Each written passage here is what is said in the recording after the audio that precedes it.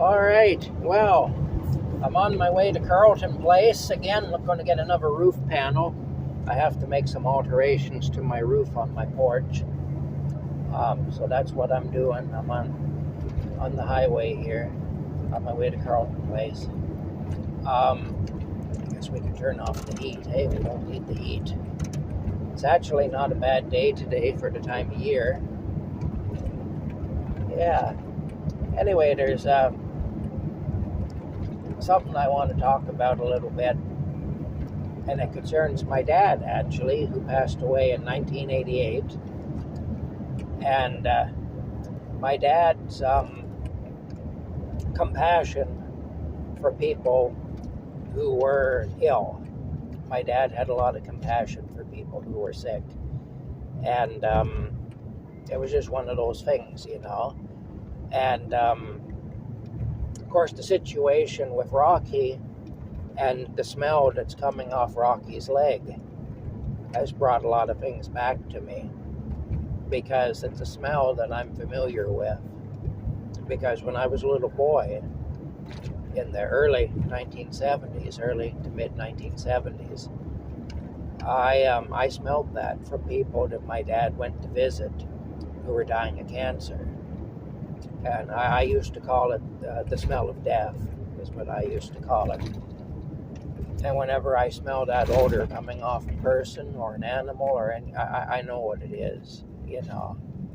And that actually was my first clue that there might be something seriously wrong where Rocky is concerned. It wasn't that it was more than just an infected snake bite, you know. The snake bite definitely factors into it, but it's more than that, you know. It is cancer in his leg. And anyway, my dad took me with him to visit people who were dying of cancer in the hospital. He took me with him maybe 2 or 3 times when I was like 6 and 7 years old. And man, I'll tell you, you know, back then, it wasn't unheard of to have what was called an open cancer. And you want to smell a stinking smell, I'll tell you, that's it right there, to smell from an open cancer. It was just horrific, it was. And I never forgot it anyway. Like I say, that's like, I've had an idea it was serious with Rocky for a while, but I didn't know. It turns out the veterinarians at the clinic did know, but they didn't have the heart to tell me. Finally, on Wednesday, I had a veterinarian who came out and said, you know, this is a hard conversation, but it has to be had. And, you know, you're not going to want to hear this, but this is what's going on. And he told me, and he said, the other doctors here are aware. They're aware of it. But, you know, they haven't had the heart to tell you. Anyway, I shook his hand and I thanked him for being respectful and for being honest with me. And for, you know, for telling me the truth anyway. And I am grateful to him for doing that, because I do need to know, and I have a right to know. And at least it gives me an opportunity to properly deal with the situation, to properly process it. Shit, here's a guy on a bicycle. Here we go. Okay. Well, anyway, no bicyclists were killed in the making of this video. Anyway, that's a disclaimer.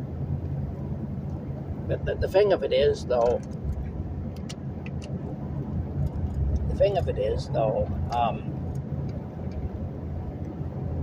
I do remember smelling that smell from cancer patients way back 50 years ago. Anyway, I'll tell you a story.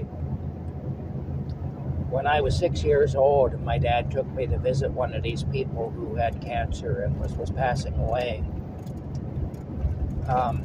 In the next bed, there was another man who was also passing away. Same deal, he had cancer, and he wasn't coming out of that bed alive. Neither one of them were, you know, in that room. And the man in the next bed was drinking a glass of wine. And I remember I noticed that. I didn't say anything, but I noticed it. And when we left the hospital and we were in the car on the way home, I said to my dad, I said, I didn't think they'd allow anybody to drink wine in the hospital. And my dad, he said, well, that man's dying. He said, the wine, nothing can hurt him. He said, he's dying. So he said, if he wants wine, he can have wine. He said, the man's dying. It ain't going to hurt him. And so, yeah, he said, within reason, they give them pretty much whatever they want. Because, it just doesn't matter, really, And I thought about that, and it kind of made me think, what it must be like to be in a position where you have virtually nothing left to lose. You have no future, your future's all behind you. Your future is now the past. You've used up your entire future. It's gone. All you have is your past and your memories. In this world, at least. Now, I believe we go on to another world after this. And I believe there's a great deal to lose if we lose our eternal life, But as far as this world goes, you're done. You got nothing left to lose. That must be quite a thing, It must be kind of liberating in a way. And it must be kind of terrifying in another way, And I remember thinking about this stuff when I was a little boy anyway. And going into these places and witnessing what I was witnessing. But like I say, one thing that stayed with me was that smell. And just basically the smell of a person who's still alive, but they're decomposing. Because cancer does that. Cancer will literally eat you alive. It's a horrible disease. And there often is just a foul odor that comes with it. And I've smelled that quite a few times anyway, and it always kind of breaks my heart when I smell that. Anyway, I'm smelling it now off Rocky. And it's kind of hard to take. And like I say, because of that odor, I kind of knew, even though I hadn't been officially told, I kind of knew. My dad had a great deal of compassion for people who weren't well, people who were dying and everything. In fact, there was a man in the hospital who was dying of cancer, and he was going around with his ass hanging out because he just had one of those flimsy blue hospital gowns they give you, which is, I don't know if they're made out of paper or what, but there isn't much to them anyway. That's all he had. And anyway, my dad, he went out and he bought the man a bathrobe. Now, I wasn't a witness to that, but somebody who knew that man told me that story years after my dad had passed away. That my dad had went and bought that man a really nice bathrobe. Just so he could have a little dignity in his last days. That's all. But like I say, my dad had his issues. My dad was far from perfect. And I mean, he would be the first to admit that too. My dad was very quick to admit to his shortcomings, but he didn't talk about the good things he did.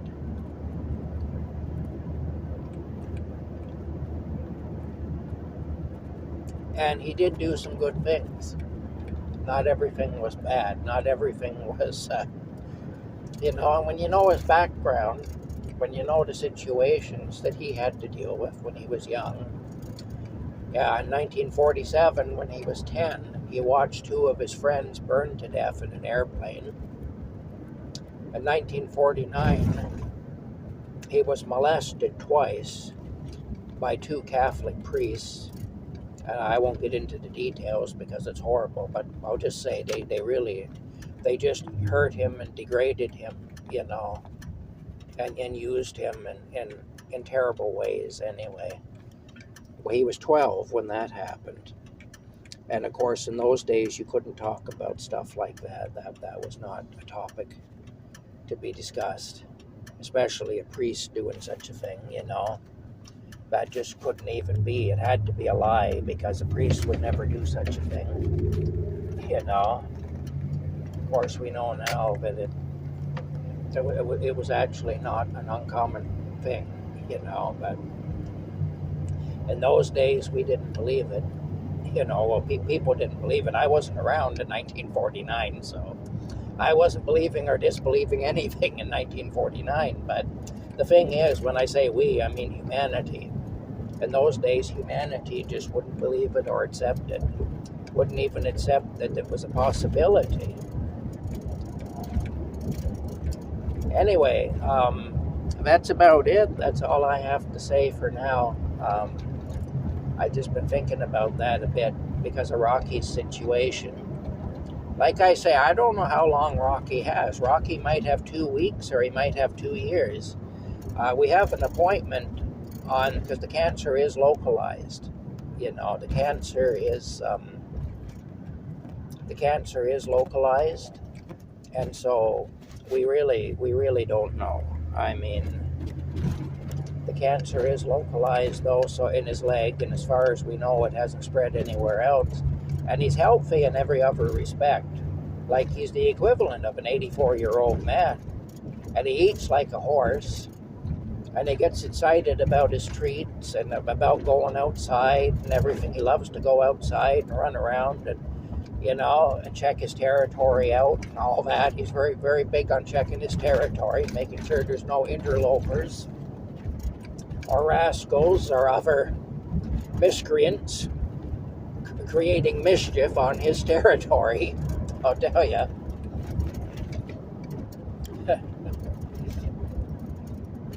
He takes it very seriously.